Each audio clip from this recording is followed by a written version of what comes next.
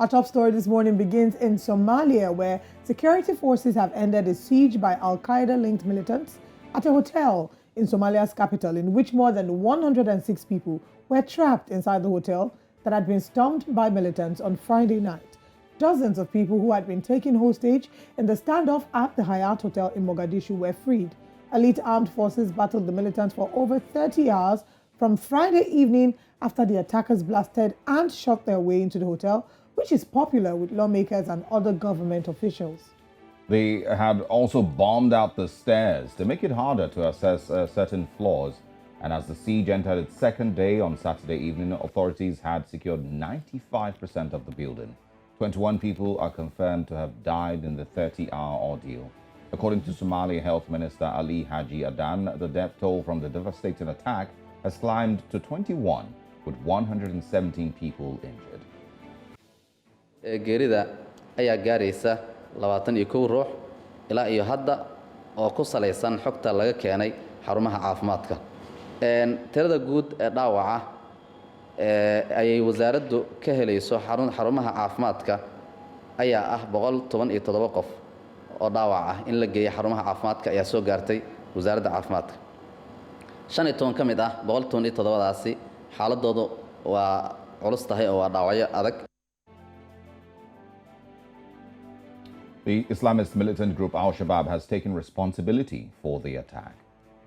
And of course, it's not, very different from, one that we mentioned earlier, the Westgate shopping mall attack in 2013 in Kenya. Very, very shocking, as Nigeria deals with ISWAP and, Boko Haram, banditry. Kenya and, of course, East Africa has been dealing for a long time with the Al-Shabaab terror group. And it doesn't seem to be getting, completely better. And it's scary. Really. And the thing is, one wonders where actually is safe. They're targeting malls, they're targeting hotels that have government officials and politicians. Unfortunately, innocent people will be caught in the crossfire. They're targeting. I mean, not like it's right for them to target politicians and government officials. Sometimes you wonder what exactly is their grouse, what exactly is their issue, what do they want? Yeah. I mean, that's the thing. For Al-Shabaab, I really can't say, entirely. Boko Haram, when it started, was, seemingly against Western education and all of that, but of course, over time, we've seen that it's grown and it's, developed into something else entirely. But the Al-Shabaab group, I'm not 100% sure what they are about. I know that they are Al-Qaeda linked. And of course, over time, I've also gotten to listen to, or, read through with the formation of Al-Qaeda and, ISIS and the rest of them.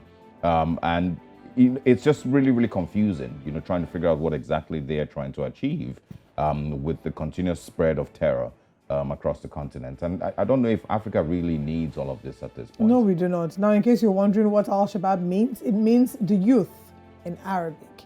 So, it's very interesting to see how this is turning out. I do hope that, we have a lot we're grappling with. A lot of different countries have issues they're dealing with. We're dealing with the economy, education.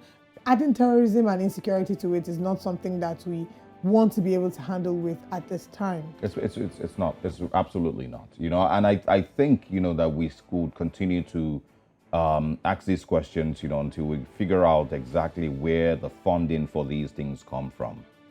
Because if they don't continue to, receive funding for ammunition and the likes, these things will fizzle out at some point.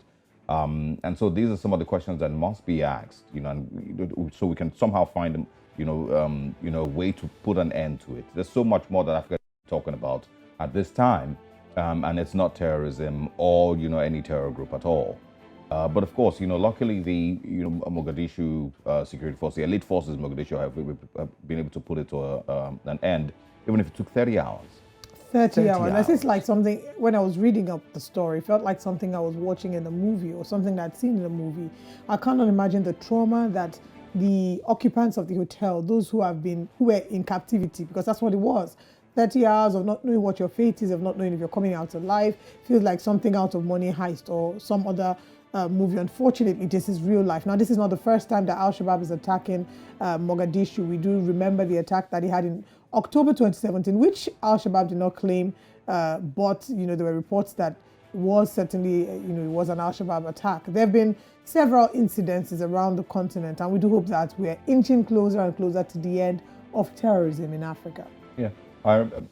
It just makes me remember also a terror attack that happened in India, I think, some hotel in India that took days before it was finally put to it. It was, I think it's also, they made a movie out of it. It was one of the most gruesome that has ever occurred. But anyway, our conversations around and about Africa, are not about terrorism, and we hope that we continue to, develop, and start to have better, brighter conversations about the African continent. There's so much more that Africa has to offer.